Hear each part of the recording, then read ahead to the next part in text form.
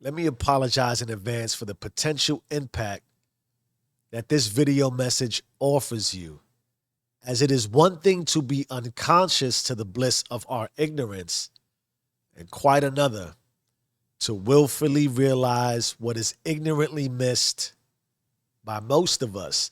Therefore, my rather unfortunate guarantee is that there's no way you can hear my message and not walk away changed forever. So your call, stay or go. Now let's imagine an empty cup, as big and as broad and as wide as possible, waiting to be filled with our favorite substance or drink. And whatever that favorite drink is, don't miss feeling how your mouth starts watering just thinking about it. Gotta dry up a bit. Therefore, let us now indulge together and imagine our cup being filled with that favorite drink. And when I say filled, I mean filled right to the brim with no more room to spare, not even the slightest inch. Can you see it? Teasing itself to overflow and looking all good. All right, cool. Don't do nothing yet. Just leave it there for now. For this cup that you have allowed to be filled with whatever drink or substance has filled it, by the way, please comment below and let us know what you've chosen to drink. I'm going to guess most of us chose a poison, bourbon, rum, beer, wine, or any of the other sublime that surely wets the mind. But whatever you filled it with, just know this, whether literal poison or not, it is not for you to drink, at least not right now. Rather, it's for you to very carefully pick up and walk around with. And here's a quick fun fact you should probably know. Whatever it is you did choose could be poisonous either way. For it's very likely that while we can envision ourselves filling our own cups, it remains quite unlikely, and rather that what you will taste from that filled cup is the bliss of ignorance, tickling our lips with imaginative stories of how we perceive to exist. I know. It's time for us to make better sense of this exercise and what this could mean for us. So consider that at birth, when you broke womb into this glorious, magnificent world, we were all just like a big, broad, and wide as possible cup.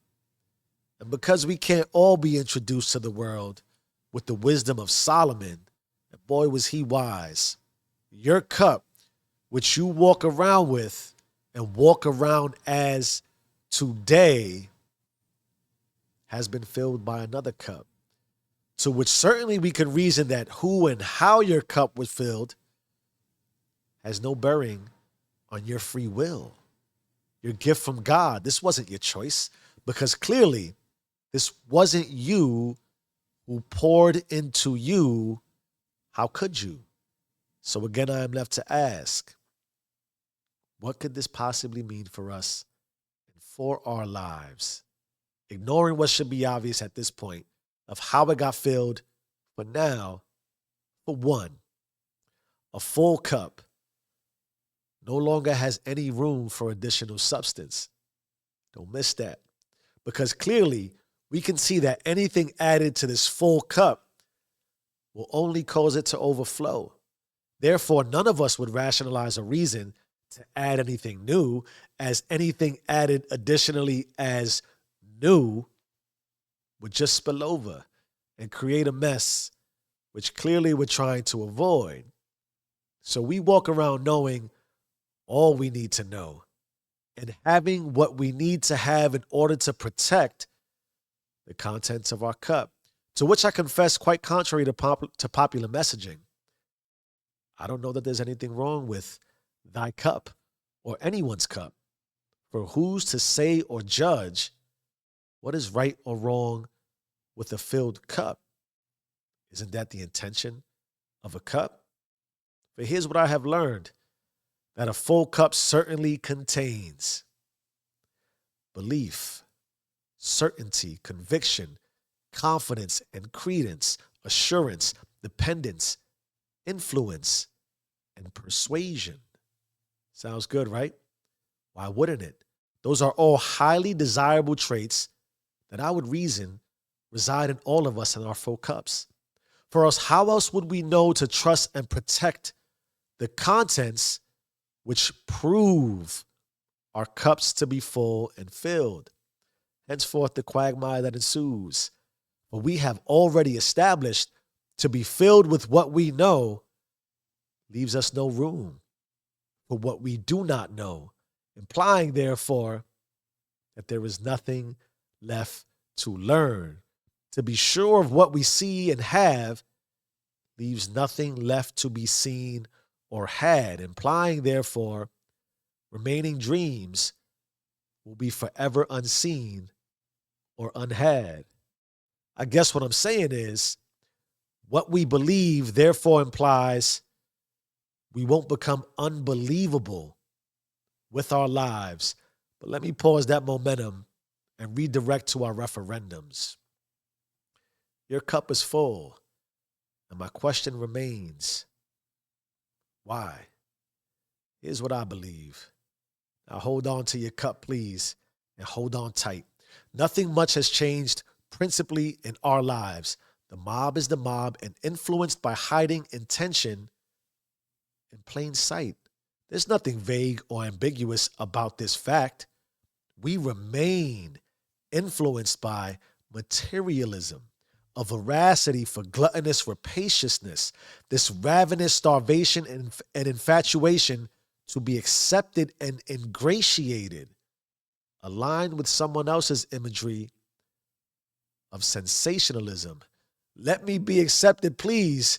Let me please be accepted, is the constant scream prevailing outwardly in all of our directions.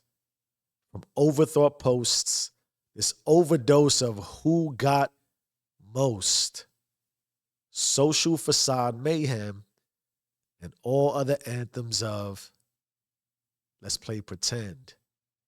My fault. My apologies. Let me pray briefly for that rant and move on, because my cup has taught me. Only God can judge me, huh? Quick check-in. You still there with me? You still holding your cup? Are you still more worried about being poured into so that you keep what's holding you up? Have you yet to realize that the contents you cling to are all that you can trust? Oh, I see. I know why I got you. I got you hyped off those earlier qualities I ran off to you. The sexy ones about certainty and confident conviction. Yes, all great qualities. But cool. Because I think it's time we take one more good look at what seems to be our never-ending story. Full cup still in hand, I pose a basic question. Do you have a volatility towards capricious, arbitrary, and erratic consciousness, prejudice biases, and a tendency towards absolute certainties? Assured that fate has placed an inescapable gate around your waist? Oh, wait, my fault again. Do you need me to break it down a little less cryptically? Because assuredly, I'll oblige you, but pardon my insensitivity, because I believe we are cursed generationally, cups filled with the belief to disbelieve in ourselves, a certainty around poverty that extends beyond financial wealth, convinced in our propensity to release our intellectual property, then complain when others use it to leverage their prosperity properly. Still a little bit too much? Cool. How about this? Your cup that you're holding is not even your cup. You got poured the leftovers of another man's luck. And if that pot contained a lot of weak ass stuff, then what do you think is happening inside your head, bruh? That ain't even you in there. Yet here you are, confident in all you believe, which really only means it affirms what you disbelieve, including in yourself. Since you're convinced you already know all you need to know, this really only affirms all and what you do not know, to which, of course, and of great concern, you will never learn, at least until you're confident enough to empty your cup so you can fill it up yourself. Change your mind, change your life. I am who I say I am. Do you and stay rich.